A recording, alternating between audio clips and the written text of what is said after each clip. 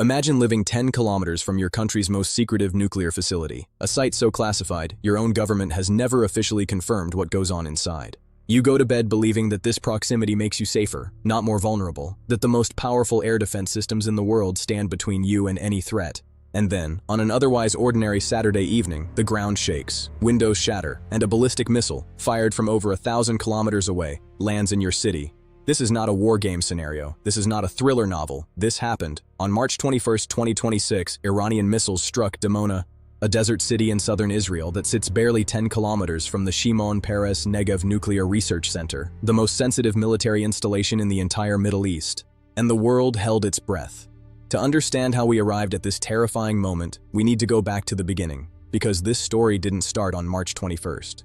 It started decades ago, in the slow-burning rivalry between Iran and Israel, two nations that have treated each other as existential threats for over 40 years. For decades, Iran's nuclear program was the central fear driving Israeli and American foreign policy in the Middle East. The nightmare scenario was always the same: a hostile regime enriching uranium, moving closer to a weapon, and eventually crossing the line that could reshape global security forever. Diplomatic efforts, sanctions, the 2015 nuclear deal, all of it was an attempt to prevent that scenario, and for a time, it seemed to be working. Then, in 2018, the United States withdrew from that agreement, the framework collapsed, and Iran resumed enrichment at a pace that alarmed intelligence agencies worldwide.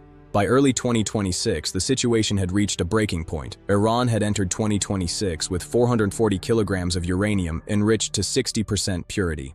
Enough, if further enriched, to potentially build as many as 10 nuclear weapons. The IAEA had repeatedly flagged that Iran's accumulation had no credible civilian justification, and back-channel diplomacy was quietly collapsing. Indirect negotiations in early February 2026 over a new agreement to curtail Iran's nuclear program had failed.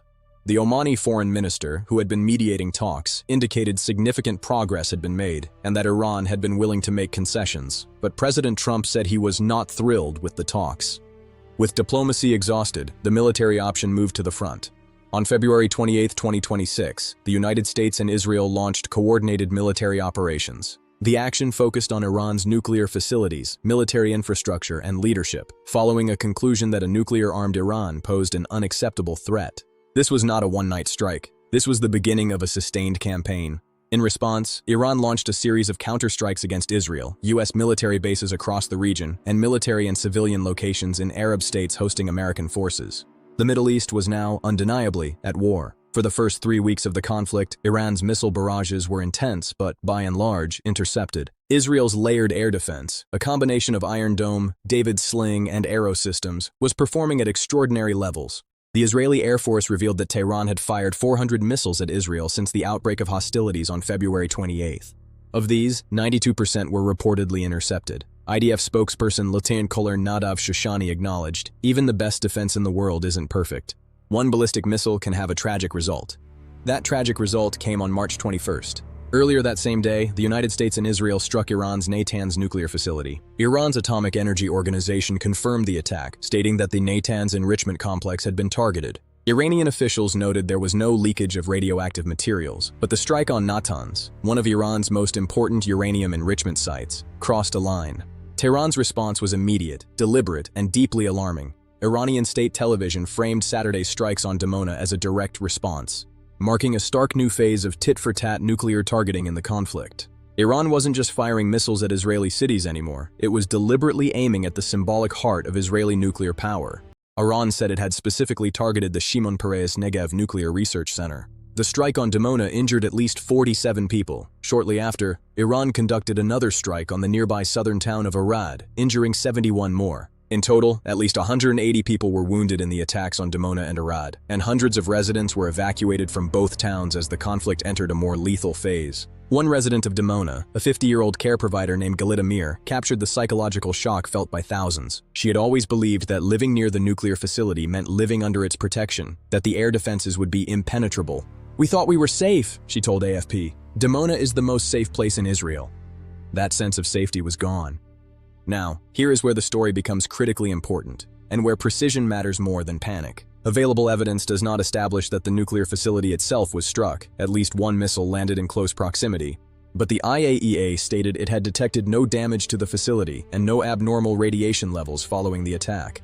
The missiles carried conventional warheads, not cluster warheads, with hundreds of kilograms of high explosives. Air defenses had engaged both projectiles, but the interceptors failed to knock them down. So the nuclear facility was not hit. There was no radioactive release. No nuclear threshold was technically crossed in the physical sense. But make no mistake, something profoundly significant happened that evening in the Negev desert. The geopolitical implications of what happened on March 21st are enormous. For the first time in the history of this conflict, in any conflict in the modern Middle East, a state actor deliberately and publicly announced it was targeting nuclear infrastructure. Not accidentally, not as collateral damage, intentionally. Israeli Prime Minister Benjamin Netanyahu called it a very difficult evening in the battle for our future. Since the war began, at least 4,564 people had been wounded in Israel. The human toll was rising, and the strategic logic of the conflict was shifting in ways that no one could fully predict. From the other side of the debate, analysts argued that by late February 2026, Iran's nuclear program had already been severely degraded. Key facilities had been rendered inoperable. Dozens of scientists and engineers with institutional knowledge of the program had been killed. Analysts estimated a timeline of 1 to 3 years before the program could be restored. This raises a deeply uncomfortable question. If Iran's nuclear program was already crippled, why was the war continuing? And if it was continuing, what was Iran actually fighting for? The answer, increasingly, appeared to be deterrence, the same brutal logic that has governed nuclear-era geopolitics since 1945. Iran was sending a message: you hit our Natanz, we will aim at your Dimona. This is the nuclear threshold that the world should be paying attention to, not a mushroom cloud, but the normalization of nuclear targeting as a language of conflict. When nations begin deliberately aiming missiles at each other's nuclear infrastructure, the margin for catastrophic error collapses. One miscalculation, one interceptor that fails. After 40 days of sustained combat, a ceasefire took effect on April 8, 2026, marking the end of a major joint campaign aimed at degrading Iran's military capabilities. The guns fell silent, but the architecture of the conflict, the targeting doctrines, the declared intentions, that architecture does not disappear with a ceasefire agreement. What the events of March 21, 2026 revealed is something experts have warned about, that in a regional war involving states with nuclear ambitions, the concept of conventional conflict is far more fragile than we assume. The line between a conventional ballistic missile and a nuclear one is a matter of warhead, and once nations begin practicing the art of aiming at each other's nuclear facilities, they are rehearsing a scenario that the world cannot afford to allow to become routine. Dimona did not burn. The Negev Nuclear Research Center did not release radiation into the desert air. By any technical measure, the worst did not happen on the evening of March 21st. But something shifted. A threshold was approached that no one should be comfortable approaching. And as the ceasefire holds, the central question is no longer simply whether Iran will build a nuclear weapon. The question now is whether the region can survive another conflict without someone, somewhere, making an error that cannot be undone.